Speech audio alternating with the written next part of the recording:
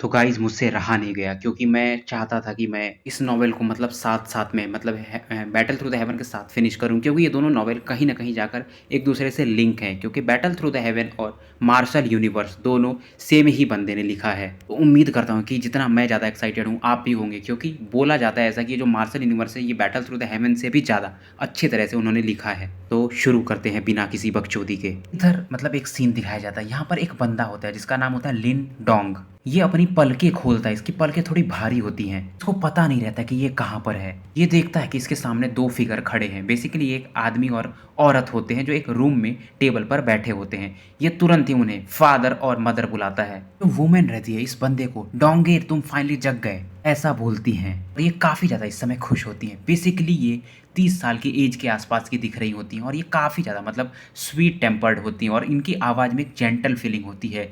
ये बेसिकली लिंग डोंग की माता लियू युआन होती हैं। लेडी के बाजू में एक और आदमी रहते हैं जो 30 से 40 साल के बीच में होते हैं और ये लिंग डोंग के फादर लिन जायो होते हैं। ये बोलते हैं कि तुम इतने ज़्यादा स्किल्ड भी नहीं हो, मतलब तुम्हारे पास उतना पावर भी नहीं है, फिर भी तुम लोगों से फाइट करते रहते हो, इसलिए तुम्हारे साथ ऐसा होता है। अपने फादर को देखकर मतलब अपना जो लिंग डोंग रहता है थोड़ा घबरा जाता है, इसके अंदर डर होता है। ये बोलता है कि अगर मेरे सामने कोई भी मेरे फादर को यानी आपको बोलेगा कि आप यूजलेस हैं तो मैं कैसे ये सुन सकता हूँ। लिंग डोंग अभी अपना मतलब छाती को थोड़ा सहला रहा होता है क्योंकि यहीं पर इसे शायद चोट लगा होता है। आज ये क्योंकि लिन फैमिली में एक टेस्ट रहता है मतलब आगे जाने के लिए वॉरियर्स के लिए, तो वो देने गया रहता है।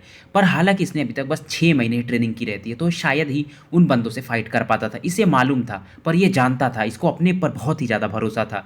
ये जानता था कि अगर ये प्रॉपर ट्रेनिंग करे और उन्हीं लोगों जैसा उतना टाइम ले तो शायद वो किसी से नहीं हारेगा। जब लिंग डोंग जो रहता है ये टेस्ट फिनिश हो जाता है, घर वापस आ रहा होता है, इससे रास्ते में एक बंदा टकरा जाता है जो इसके साथ पुराना मतलब दुश्मनी रखता था। ये बंदा मतलब लिंग डोंग इसे तो इग्नोर करना चाहता था और जो सामने जो इसका एनिमी होता है ये इसको बार बार ऐसे प्रोवोक कर रहा होता है। ये बंदा जो इससे मतलब बार बार अपना दुश्मनी निकाल रहा होता है, बेसिकली ये लिन शैन होता है और ये इसको बोलता है कि मतलब अपना लिंग डोंग कि जब अगली बार मैं तुमसे फाइट करूंगा और तुमसे स्ट्रांग हो जाऊंगा तो मैं तुम्हारा सर ही फोड़ दूंगा। इस बात को तुम याद रखना। बात की जाए कि लिंग डॉन के हार्ट में अगर सबसे बड़ा इसका कोई दुश्मन था तो यही लिन शैन था, क्योंकि जो लिन शैन था ये काफ़ी पावरफुल था। मतलब अगर एक लेयर माना जाता था इनके क्लैन में तो ये 4th layer of tempered body का था। अगर बात की जाए एवरेज वॉरियर जिनका जो बॉडी रहता है वो 2nd लेयर का होता है या 3rd लेयर का, तो उनको एवरेज माना जाता है। और अपना जो लिंग डोंग भी होता है वो 2nd layer of tempered body का बंदा होता है। तो अगर इसका कंपैरिजन किया जाए लिन शैन से तो लिंग डोंग काफ़ी ज़्यादा कमज़ोर होता है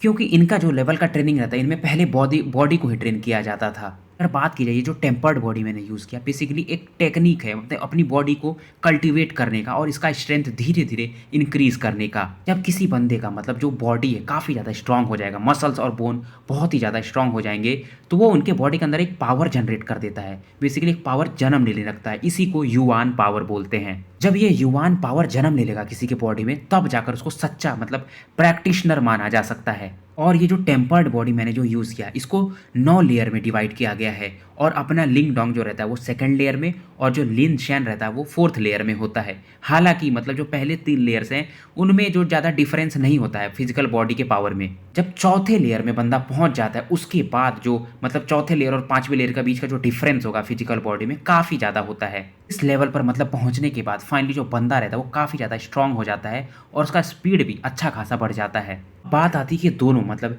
लिन डोंग और लिन शैन सेम ही एज के होते हैं पर इन दोनों के मतलब पावर में इतना डिफरेंस क्यों, एक 2nd लेयर और दूसरा 4th लेयर पर क्यों। अगर बात की जाए कि टेम्पर्ड बॉडी तो इसमें ज़्यादा मतलब टेक्निक नहीं चाहिए रहता है। इस चीज़ को मतलब सीखने के लिए बेसिकली एक बंदे के पास अच्छा खासा पैसा होना चाहिए। इसमें कुछ चीज़ें यूज़ होती हैं जो एक अमीर आदमी ही मतलब ले आ सकता है। बात की जाए अगर कोई बंदा 9th layer of tempered body में पहुंचना चाहता है तो वहाँ पर उसे काफ़ी मेहनत लगती है, उसको अपनी फिजिकल बॉडी को एक लिमिट तक पुश करना पड़ता है ताकि उसकी बॉडी धीरे धीरे स्ट्रांग हो सके। इसलिए इसमें मतलब बंदे को अपनी बॉडी को श्रिंक करना पड़ता है। अगर कोई बंदा ज़्यादा स्ट्रांग ना हो तो हो सकता है उसकी बॉडी कोलैप्स कर जाए या उसको अच्छी खासी इंजरी हो जाए। इसका मतलब अगर किसी भी बंदे को अगर अपनी टेम्पर्ड बॉडी को मास्टर करना है यानी 9th लेवल तक पीक तक पहुंचाना है तो उसे बहुत सी अलग अलग एलिक्सियर्स की सप्लीमेंट्स की ज़रूरत पड़ेगी ताकि उसकी बॉडी मतलब समय के साथ धीरे धीरे स्ट्रांग हो सके और इस हार्ड ट्रेनिंग को वो झेल सके बंदा। अगर नरिशमेंट चाहिए आपको यानी ट्रेजर चाहिए तो उसके लिए पैसा तो लगेगा ही।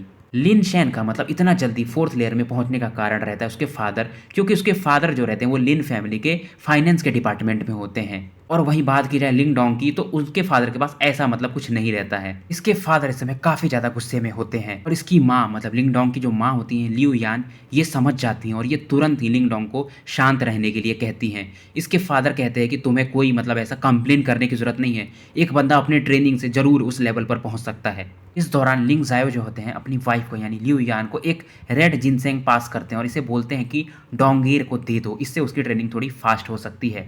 ये कहते हैं कि अगर क्योंकि लिंग ज़ायो जानते थे क्योंकि 6 महीने बाद एक इनके जो क्लैन रहता है यानी लिन क्लैन का एक फैमिली कंपटीशन रहता है। अगर जी मतलब ये बंदा यानी लिंग डोंग वहाँ अच्छा से परफ़ॉर्म नहीं कर पाया तो इनके लिए काफ़ी बेइज़्ज़ती की बात हो सकती है। लियू यान जो रहती है इनकी इनकी वाइफ़ वो बोलती है कि ज़ायोगे ये तो आपके लिए है मतलब रेड जिनसेंग, ताकि आपकी जो इंजरीज़ हैं वो जल्दी हील हो सके। इनकी बात सुनकर तुरंत ही लिन ज़ायो बोलते हैं वैसे भी मैं एक यूज़लेस पर्सन हूँ और मैं ज़्यादातर टाइम अपने बंदे के लिए, अपने बच्चे के लिए यानी कि लिन डोंग के लिए माउंटेन्स में एलिक्जियर्स ढूँढता रहूँगा। लिन ज़ायो की बात सुनकर लिंग डोंग फिर से कहता है कि आप यूज़लेस नहीं हो, आप तो एक टाइम सबसे स्ट्रॉन्गेस्ट प्रैक्टिशनर हुआ करते थे हमारी फैमिली में, अगर दादाजी को हटा दिया जाए तो। ये इस समय और भी ज़्यादा गुस्से में होता है। लिंग ज़ायो अपने पुराने मतलब ज़ख्मों को याद करके यानी कि ये स्ट्रॉन्गेस्ट प्रैक्टिशनर हुआ करते थे, ये सोच करके फिर इस रूम से बाहर निकल जाते हैं। जाते-जाते ये अपनी वाइफ़ यानी लियू यान से कहते हैं कि मेरी इंजरीज़ को छोड़ो और हमारे बच्चे पर ध्यान दो और इसको रेड जिनसेंग मतलब अच्छे से बना कर दो ताकि इसका मतलब लेवल धीरे-धीरे ट्रेनिंग में इसको मदद मिल सके। लियू यान ये इनकी बात सुनकर यानी अपने पति की बात सुनकर काफ़ी ज़्यादा मतलब निराश रहती है क्योंकि एक टाइम इनके जो पति हैं लिन ज़ायो वो काफ़ी ज़्यादा गिफ्टेड मैन माने जाते थे किंग यांग टाउन में। मतलब उनके अगर टैलेंट की बात की जाए तो उनके कोई टक्कर कहीं नहीं रहता है। अपनी माँ को रोता देख लिंग डोंग जो रहता है काफ़ी ज़्यादा मतलब निराश हो जाता है और अपने माँ से कहता है कि आप चिंता मत करो, एक समय ऐसा आएगा कि जब मैं इतना ज़्यादा स्ट्रांग हो जाऊँगा कि मैं अपने फादर को भी क्योर कर दूँगा। लियू यान इस दौरान लिंग डोंग को समझाती है कि तुम्हारे फादर इसलिए तुम्हारे पर ज़्यादा स्ट्रिक्ट हैं ताकि वो तुम ही उनके आखिरी होप हो और वो चाहते हैं कि वो तुम्हारे पर हर चीज़ लगा दें, अपना दाँव लगा दें। लिंग डोंग इस दौरान अपनी माँ से कहता है कि मैंने सुना है कि जो टॉप 3 मतलब कंटेस्टेंट होंगे, जो टॉप 3 में आएँगे इस कॉम्पिटिशन में जो 6 महीने बाद होने वाला है इनकी लिन फैमिली में, उन्हें एक 3rd ग्रेड का एलिक्सियर जिसका नाम वर्मिलियन ब्लड है वो दिया जाएगा और इससे शायद इसके फादर की जो इंजरीज़ है वो भी ठीक हो सकती हैं। वर्मिलियन ब्लड क्लॉटिंग फ्रूट का नाम सुनकर लियू यान भी एक बार को शॉक्ड हो जाती है। वैसे भी ये जानती थी कि टॉप 3 में मतलब इस फैमिली कंपटीशन में आना ली डोंग के लिए आसान नहीं होगा। इसके बाद लियू यान यहाँ से रेड जिनसेंग तैयार करने के लिए चली जाती है। वैसे भी ये जाते-जाते इस बात को जानती थी कि लिंग डोंग इतना आसानी से तो मतलब उस फ्रूट को हासिल नहीं कर सकता है क्योंकि इनकी लिन फैमिली में कई ज़्यादा मतलब स्ट्रॉन्ग प्रैक्टिशनर्स रहते हैं। अपने फादर की इंजरीज़ के बारे में सोचकर लिन डोंग के अंदर एक घृणा आ जाती है उस बंदे के लिए जिसके कारण कि इसके फादर लिंग ज़ायो मतलब इंजर्ड हुए रहते हैं। हालाँकि अगर बात की जाए कि किंग यांग टाउन में तो लिन फैमिली कोई बहुत बड़ी फैमिली नहीं थी, फिर भी इनका रेपुटेशन काफ़ी अच्छा था। हालाँकि लिन फैमिली काफ़ी छोटी थी पर ये लिंग क्लैन से मतलब बिलॉन्ग करते थे जो कि पास्ट में मतलब 4 ग्रेट क्लैन्स में आता था जो ग्रेट यान डायनेस्टी में थे। बेसिकली जो ये लिन क्लैन था इनका ये एक एक्सटेंशन थे मतलब बढ़ा हुआ पार्ट थे लिन फैमिली। तो मतलब किंग यांग टाउन से 100 माइल्स दूर भी कभी नहीं जाते हैं। जितना तक कि मतलब इसने सुना रहता है अपने फादर से कि जो इसके दादा रहते हैं वो एक बार एक मिशन के लिए मतलब लिन क्लैन से इस साइड में आते हैं और वो मिशन फेल होने के कारण इसके ग्रैंडफादर को यहाँ भेज दिया जाता है मतलब निकाल दिया जाता है इनर सर्कल से। उसके कारण ये जो लिन फैमिली यहाँ पर बस गई थी आकर के। इसके ग्रैंडफादर यहाँ पर आने के बाद मतलब इनको 10 साल से ज़्यादा हो गए रहते हैं, वो हमेशा ट्राई करते थे कि वो कुछ ऐसा करे ताकि वो फिर से लिन क्लैन में के इनर सर्कल में जा सके। और इस दौरान उन्होंने जो भी एफर्ट किए सब वैनिश हो गए मतलब वो कुछ ऐसा बड़ा कर ही नहीं पाए कि वो लिन क्लैन में फिर से वापस जा सके। अगर बात की जाए तो हर 10 साल में लिन क्लैन में गैदरिंग होती थी और जब ये गैदरिंग होती थी तो वहाँ पर एक मतलब कंपटीशन अरेंज किया जाता था। अगर कोई इस गैदरिंग मतलब टॉप 10 रैंक में आ जाए तो उसे ईजिली मतलब इनर सर्कल में भेज दिया जाता था अगर वो बाहरी भी हो तो भी। अगर बात की जाए तो लिंग डोंग के जो ग्रैंडफादर रहते हैं वो काफ़ी ज़्यादा एज्ड रहते हैं तो वो इस कंपटीशन में पार्टिसिपेट नहीं कर सकते थे।